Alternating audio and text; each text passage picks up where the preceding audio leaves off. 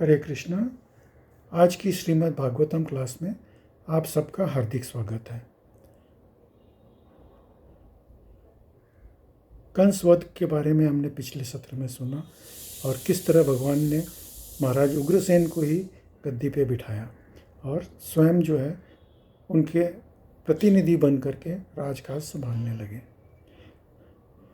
अब महाराज उग्रसेन ने सोचा कि भाई अभी कृष्ण की दीक्षा तो हुई नहीं है, उनकी पढ़ाई तो हुई नहीं है, तो उन्होंने सोचा कि भाई सबसे उत्तम पढ़ाई कहाँ पे हो सकती है।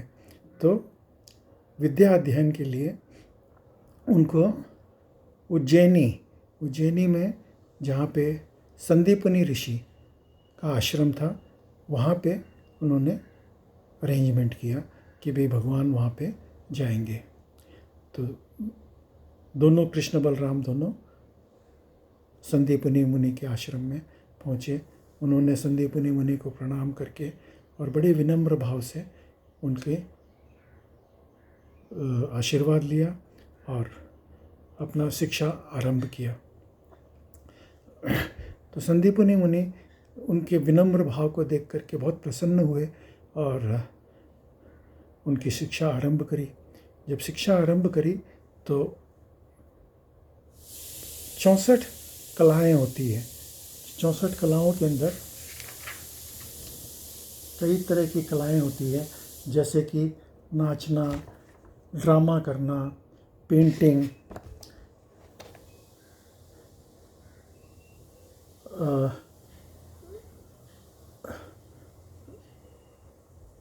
अपना हुलिया बदली करना,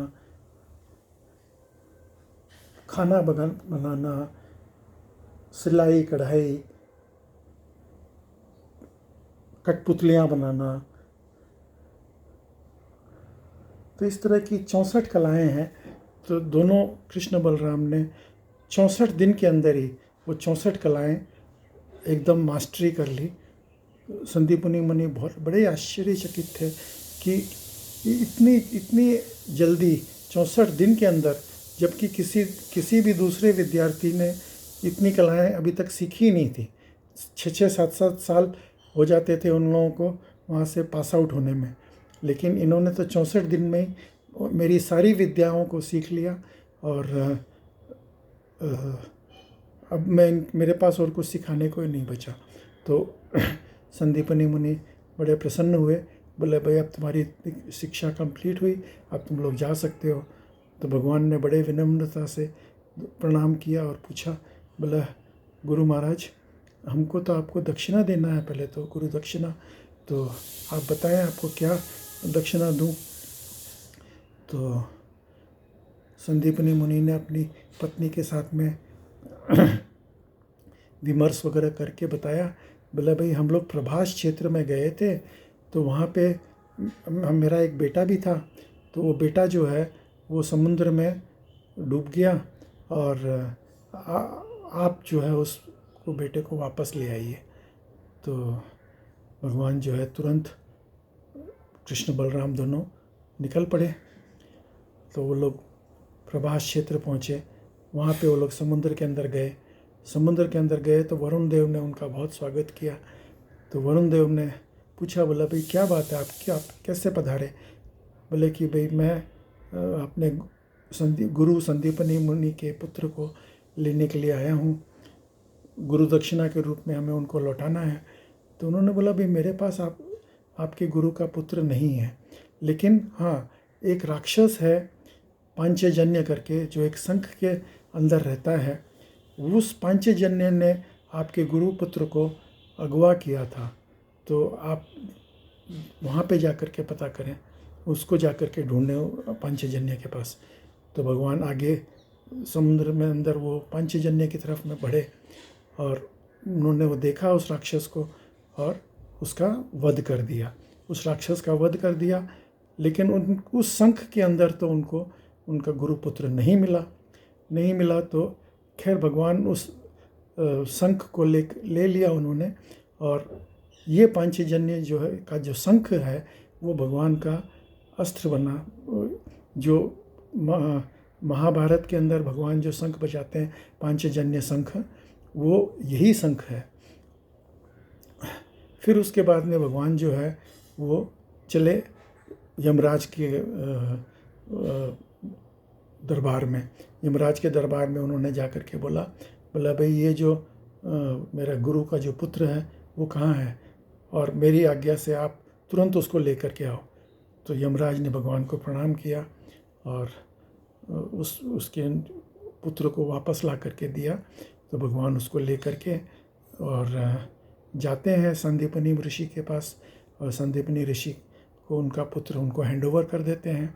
और संदीपनी ऋषि बहुत प्रसन्न होते हैं, बोले तुमने मेरे से सारी शिक्षा दीक्षा सब प्राप्त कर ली और मेरे पुत्र को भी गुरु दक्षिणा के रूप में लौटा दिया। तो वो बहुत ही प्रसन्न होते हैं। तो और उनको वो वापस भेज देते हैं मथुरा। अब कृष्ण बलराम जो है जब मथुरा आते हैं तो देवकी माता ने सुना कि वो अपने गुरु के पुत्र को वापस लेकर के आए थे। तो उनके मन में होता है कि भाई मेरे भी तो 6 पुत्र मरे थे। तो वो रिक्वेस्ट करती है भगवान से, बोला भाई आप मेरे भी पुत्रों को वापस ला के दो। तो भगवान जा कर के यमराज के पास जाते हैं और उनके 6 पुत्रों को ले कर के आते हैं। तो उन 6 पुत्र ने आकर के यशोदा मैया को बोला भाई हम लोग काम क्रोध मद लोभ मात्सर्य ये 6 हैं, और हमारी तो गति हो गई आपके गर्भ से निकल करके और हम लोग खुश हैं।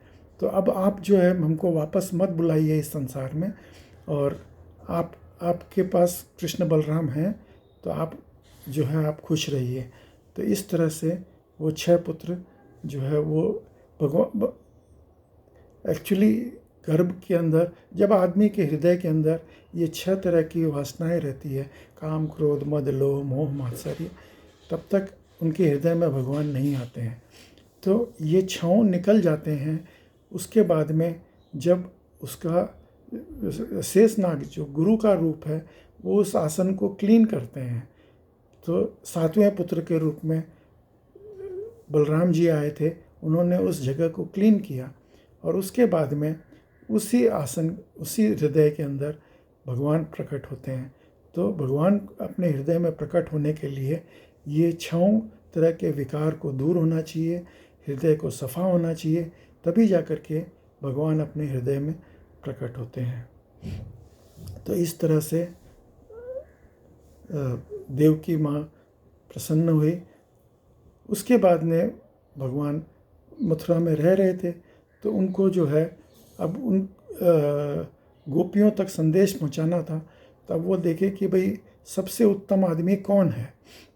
तो उन्होंने उनके जो सखा थे वहाँ पे, उसमें से जो उद्धव जी जो थे उनका शक्ल वगैरह, और वो बृहस्पति के शिष्य थे उद्धव जी, और बहुत ही ज्ञानवान थे, और उनकी जो स्वरूप जो था वो भगवान के जैसा ही था एकदम। तो भगवान ने अपना खुद का रथ जो कंस का जो रथ जो भगवान को अभी यूज़ कर रहे थे, अपना खुद का रथ वही रथ उद्धव जी को दिया।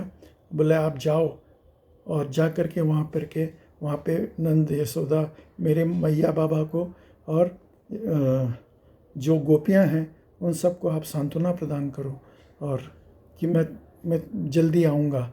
अभी आप फ़िलहाल जो है उनको जा कर के सांत्वना प्रदान करो। तो उद्धव जी निकलते हैं, तो वो रात तक वो पहुंच जाते हैं नंदगांव। नंद बाबा उनको बड़े प्रेम से गले लगाते हैं, और उनके अंदर उनको कृष्ण की छवि दिखाई देती है, उनका खूब आदर सत्कार करते हैं। और वही और जब वो रथ जो वो लेके आए थे, वो पूरे गांव में हल्ला हो गया, कृष्ण बलराम आ गए, कृष्ण बलराम आ गए।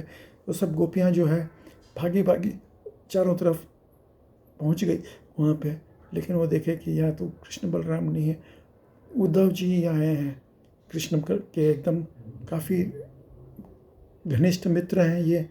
तो खैर वो लोग सब गोपियाँ जो है अगले दिन सुबह ज्ञान गुदरी करके एक जगह है वहाँ पे वृंदावन में, वहाँ पे वो लोग बैठे रहते हैं, और उद्धव जी जा कर के उनसे मिलते हैं। तो एक ब्रज भाषा के अंदर एक बात है कि उद्धव जी जा कर के उनको ज्ञान देने लगे कि भाई मैं बृहस्पति शिष्य हूँ, तुम लोग जो है कृष्ण को ऐसे अपना सखा मत समझो, उनको परम ब्रह्म परमात्मा समझो। इस तरह से वो ज्ञान देने लगे। और जो गोपियाँ हैं वो बोले हम लोग ये सब तब नहीं समझते, वो हमारे सखा हैं, वो हमारे सब कुछ हैं, तो हम हमारे प्रेमी हैं। तो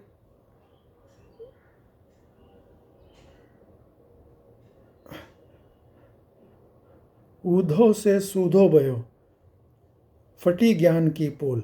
तो उन लोगों का जो प्रेम देख करके उद्धव की जो ज्ञान की जो पोल है वो फट गई। वो प्रेम के सामने ज्ञान टिक नहीं पाया। और ये उद्धव और जो गोपियों का जो संवाद हुआ है वो उद्धव गीता के नाम से बहुत ही प्रसिद्ध है। वो उद्धव गीता मैं आप लोगों को कल सुनाऊंगा। तो कल की कथा में उद्धव गीता मैं आपको सुनाऊंगा। तो उद्धव से सूधो भयो, फटी ज्ञान की पोल, ज्ञान की बाजी डुगडुगी और प्रेम का बाजा ढोल। तो उद्धव का जो ज्ञान था वो एक डुगडुगी की तरह था जिसका आवाज़ बहुत मामूली था, लेकिन प्रेम जो गोपियों का जो प्रेम था वो एक ढोल के समान बहुत तेज आवाज़ के साथ में उद्धव जो है उद्धव उद्धव उद्धव मतलब उल्टा, उद्धव से वो सुधा बन सीधा हो गया। तो उद्धव को अपने ज्ञान का बड़ा घमंड था कि भाई मैं बृहस्पति शिष्य हूँ, मेरे को बहुत ज्ञान है, मेरे को आत्मज्ञान है, ये है वो है, वो सब उसका निकल गया और वो सीधा हो गया। तो आज की कथा में यहीं पे विराम करूँगा और कल मैं आप लोगों को सुनाऊंगा उद्धव गीता और उसके आगे का प्रसंग। तो आप लोग सब आज की कथा में सम्मिलित हुए उसके लिए बहुत बहुत धन्यवाद। हरे कृष्णा।